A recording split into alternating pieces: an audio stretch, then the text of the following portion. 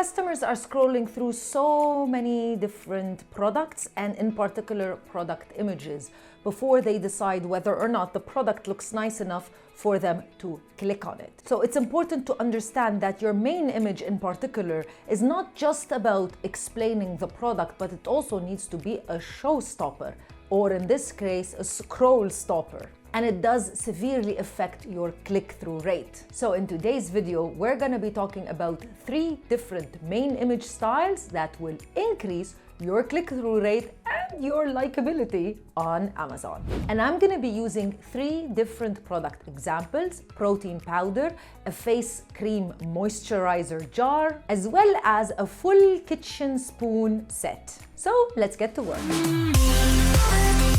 Like I said, your main image isn't just a photo. It's actually your click-through rate. And remember, as a seller, you want customers to click on your product page because when they do land on your product page, you can give them all the information that they need, other images, more information, focus on unique selling points, reviews, pricing, all of that, so that they can make an informed decision and hopefully purchase your product. So your main image is literally the top of your sales funnel. Yes, Amazon does have rules and regulations around the main image, but the rule is mostly related to the fact that they want the main image to be on a white background so that it blends in to the website itself and so that the product is highlighted in the main image. The second rule is that Amazon wants the product to take up the majority of the main image and be about 85% of the main image. So even if you're selling a small product, you still have to make it seem like it's very big. Now, it does become boring, specifically if you're selling a boring coffee mug or a standard coffee mug, let's say,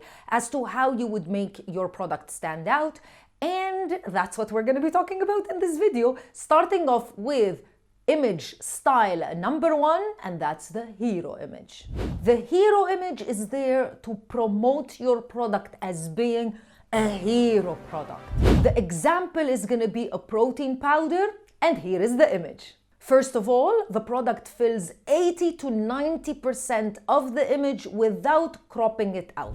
Second, the product is definitely front-facing or a little bit of a quarter angle and a little bit from the bottom shot. This type of framing helps a lot with mobile phone scrolling. And additionally, in the hero image, we've added a few more features around the product to try to explain in an instant what the product is. So as you can see in this case, we've added chocolate to highlight that it's a chocolate flavor and the protein powder to easily highlight that it's a protein powder. I know you might think, well, this is common sense. I've already added it into the title.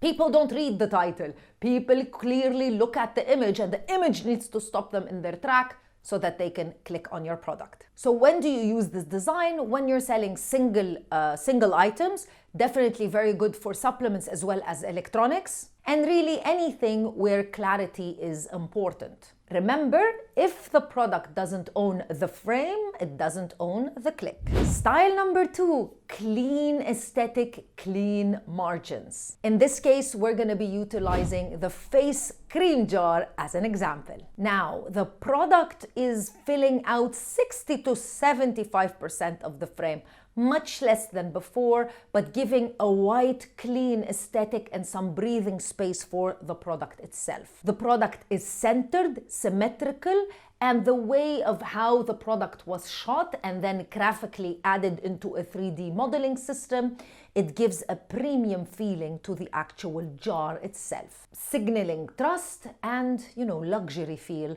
hopefully without the price tag. This is what you want to use if you are selling beauty, skincare, even premium luxury home products. And style number 3 would be the full kit. This is a very, very simplified way of how you can utilize an image when you are selling something that comes with multiple different items. In this example, we're going to be using the kitchen set. So you want to show exactly what the customers will get once they purchase the product, and you want to arrange it in an interesting, eye-catching grid. Of course, the product needs to fill out 75 to 90% of the image, making it look really valuable and big. This is a very important image to remove any uncertainty. So you can utilize this even if you're not selling a set. If you're selling a product that comes in a package, in a nice box, you could also utilize something like this or similar to this as well. But ideally, you would want to use this image when you're selling sets, bundles, multi-packs, kits,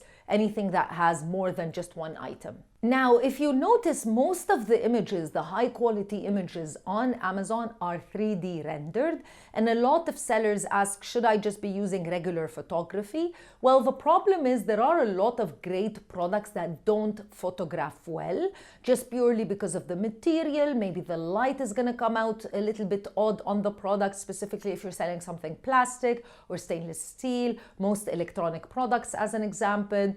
If the product might look a little bit wrinkly. So yes, real photos are fantastic, but it doesn't mean that you shouldn't be adding a little bit of a graphic touch using 3D in order to improve the overall lookability of the product. You certainly should not be misleading customers. The second question is box or no box. If you have a great package, then yes, certainly I would recommend to add it to the main image. If it's just a standard brown box, then I don't think there's any unique selling point to that. The thing that you need to remember is adding packaging and the box might make the product, well, it's not going to fit easily, so you might have to make the product look even smaller.